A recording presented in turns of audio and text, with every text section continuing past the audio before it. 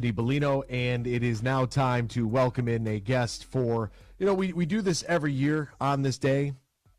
It's a wonderful day. It's the opening tee shots of the Masters, and what better way to do this than to bring in our good friend. He is our resident pro here at the X's and Bros Country Club, a trusted friend. He actually played collegiate golf at Miami University there, the one in Oxford, and it's an absolute pleasure to have him. His name is Justin Kruse. Justin, my good man, first and foremost, how are you? How's life? How are things, partner? Hey, I can't complain, Anthony. Today is a special, special day for golf fans, sports fans, just anyone that enjoys a big-time event, and the Masters is as big as it gets in the game of golf. So a little weather issue we're dealing with down in lovely Augusta, Georgia, but we'll persevere, and things are good, my friend. You can hear the music in the background. It's that time of year. Hello, friends. All that good stuff. I'm interested, Justin, how how little moisture, how this weather today may affect the track, and which players are actually could benefit from it being a little moist out there. Right? It's going to soften the greens up, soften everything up, and we know when there's water on the ground, it's going to slow everything down a little bit. So drives probably won't fly as far, but you will be able to kind of dial in there and take some shots that maybe take aim at some pins that you might otherwise not be able to if the ground's a little saturated. Yeah, it sounds like they maybe caught a little bit of a break, that there could be a couple hour, 2 to 3 hour delay, and then we'll get things started today. By all accounts, from most of the players and things I read, that this week the firmness of the greens was unprecedented Monday, Tuesday, Wednesday, which leads you to believe they saw the forecast, knew it was going to be raining Wednesday night into Thursday, and firmed it up. So I think the consequences and the effects of the rain could be minimal. They have the sub-air system that everybody knows and talks about that can naturally dry out the surfaces underneath the greens. So I think by Saturday, the effects of this could be minimal. And as we know, Augusta's got no problem getting that course right where they want it. And I think by the weekend, they'll get that golf course dialed in. You'll start seeing some firmness again. I think the bigger issue today and possibly tomorrow could be some of the wind. The wind swirls a lot down there, and with the elevation changes and the trees, and I think you're going to see the wind play a larger role than the moisture and some of the perceived softness of the greens. Justin, as we continue on with this Live Golf League, and some of the guys there have talked about it's lost a little bit of its luster, and we kind of knew that. And I talked about this the other day, that it doesn't matter how much money you throw at something. Like the Live Tour doesn't have the traditions of the PGA Tour, the venues. It is what it is. It's a circus. It's a sideshow. It's a handful of events. But does the PGA Tour need to have a winner at the Masters? Like, does it matter if a Live golfer wins this thing this week? I don't think it really matters. I think there was sentiment maybe last year when the Live players first kind of defected, that it was very much an us versus them mentality.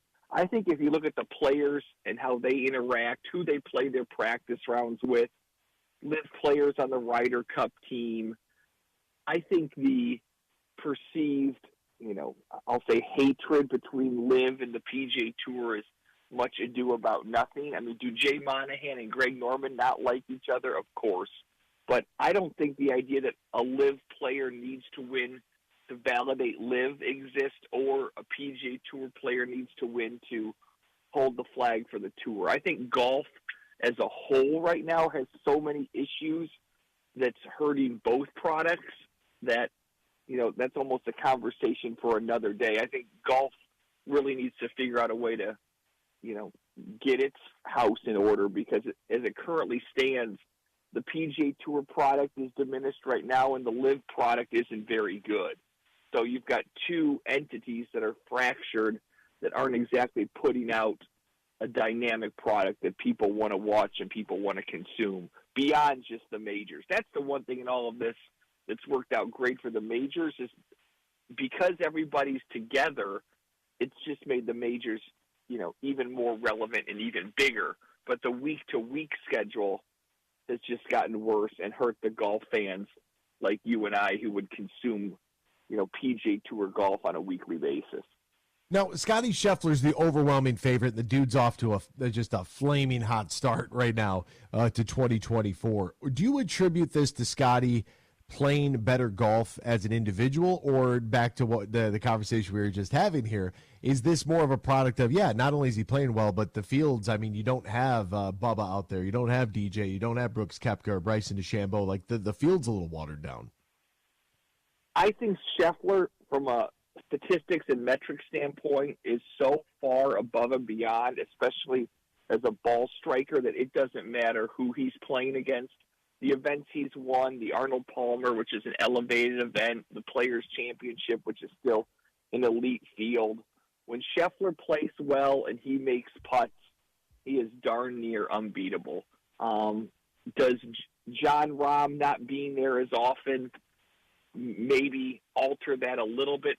Perhaps. But you look at a guy like Brooks Koepka, by his own omission, he never cared that much about regular tour starts. So while his presence is a loss from just a name and a week-to-week perspective, Brooks not being there has no bearing on Scotty Scheffler. His statistics and his ball striking and his strokes gained, tee to green, strokes gained approach are so far above and beyond anyone else that, as he showed at the Players' Championship, when he puts the pedal to the metal and he putts well, he's unbeatable. Well, so does that make him the overwhelming favorite then for this weekend, Scotty Scheffler? I think absolutely. You look at he's proven he can win on this golf course. He's proven he can win big golf tournaments. If the wind picks up, that only favors him as an elite ball striker. And not to mention, I've made this comment to multiple people in the past. Everyone of a certain age, say over 50 to 60 years old, always portrays the Masters as a putting contest because they think about guys like Ben Crenshaw and guys of the 80s and 90s that were elite putters. The reality of this golf course in the last 15 years is, and you look at the champions, it bears this out. It's a ball striker's golf course. Putting is not that relevant. Yes, you have to putt well to win any golf tournament. But at the end of the day, when you see guys like Scotty Scheffler, Hideki Matsuyama, Adam Scott, Sergio Garcia, Dustin Johnson, these are not the elite of the elite putters of the golf ball. These are the elite ball strikers. So once again, when you look at who will win or who's likely to win, I think you have to narrow down your field and your search to the elite tee to green players that happen to catch a hot putter that week. Justin, there's an old saying there about Augusta that you could give the average amateur golfer the green in regulation and they couldn't break 90. Right. When you talk about putting in relation to the PGA Tour, for those guys, it's a little bit different than how the average golfer would fare. And then I saw this circulating around. They were asking different guys at Augusta could a 15 handicap, what would they shoot out there? And everybody's immediate response was wouldn't break 100. A 15 handicap, I don't think they're breaking 110. Yeah, I mean, I think we've talked about this in the past. When they get those greens humming and they put those pins in certain plateaus, that's an experience that the average player, 10 to 20 handicap, can't even fathom, can't even relate to.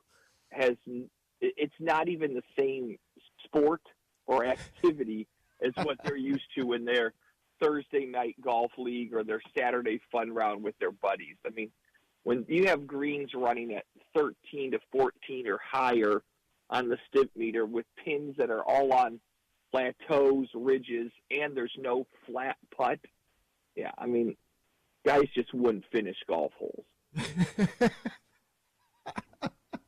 I love that. You just got to pick it up. Just get out of here. You're going to 3 and 4 putt everything.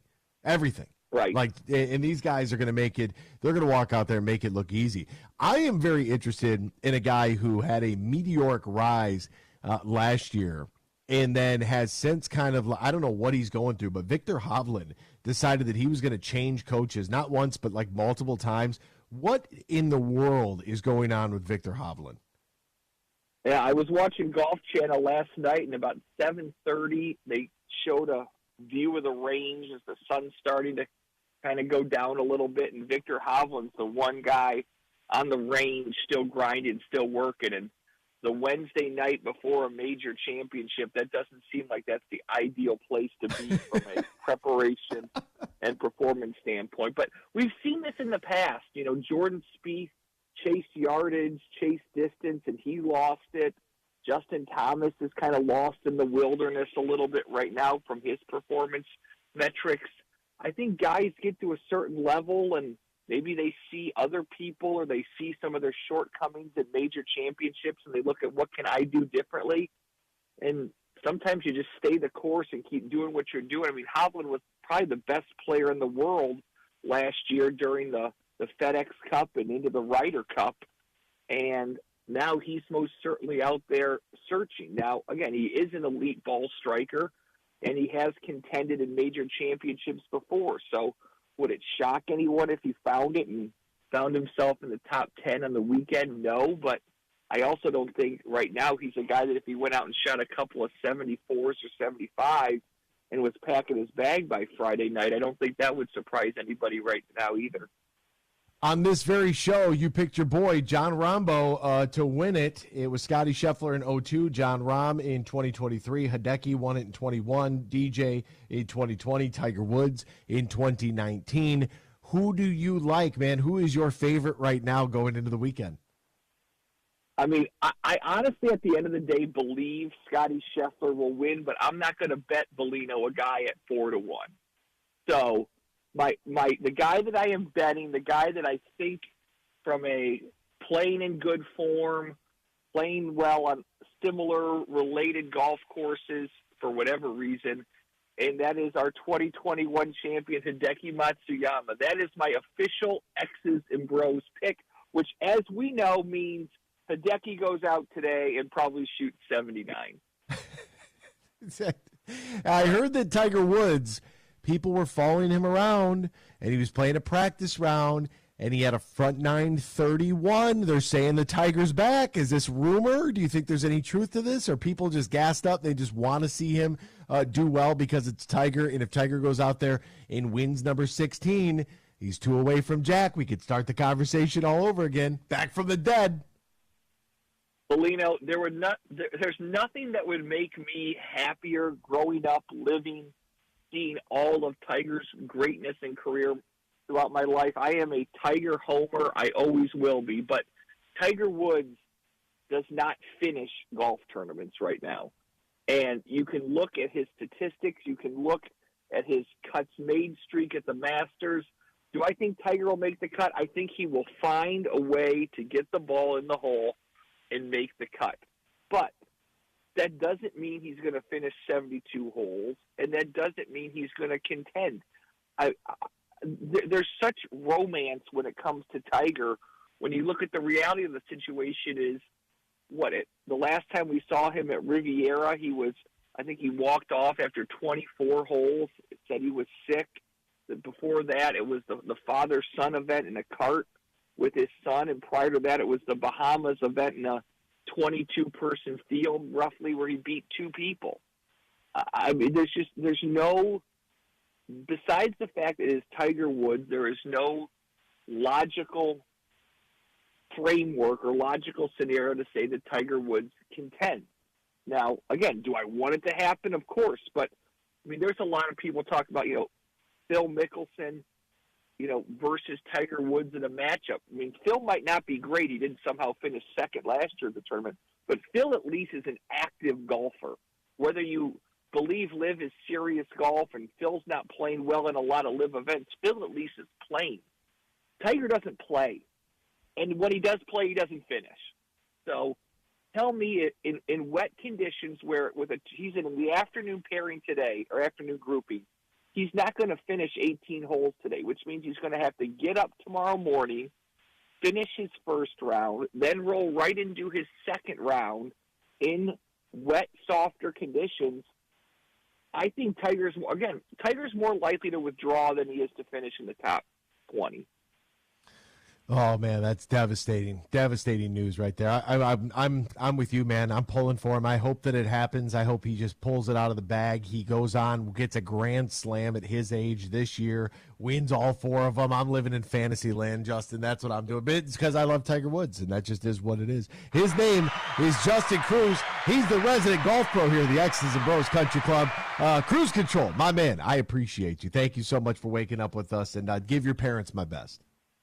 Hey, sounds good, buddy. You as well. Have a great weekend and be good.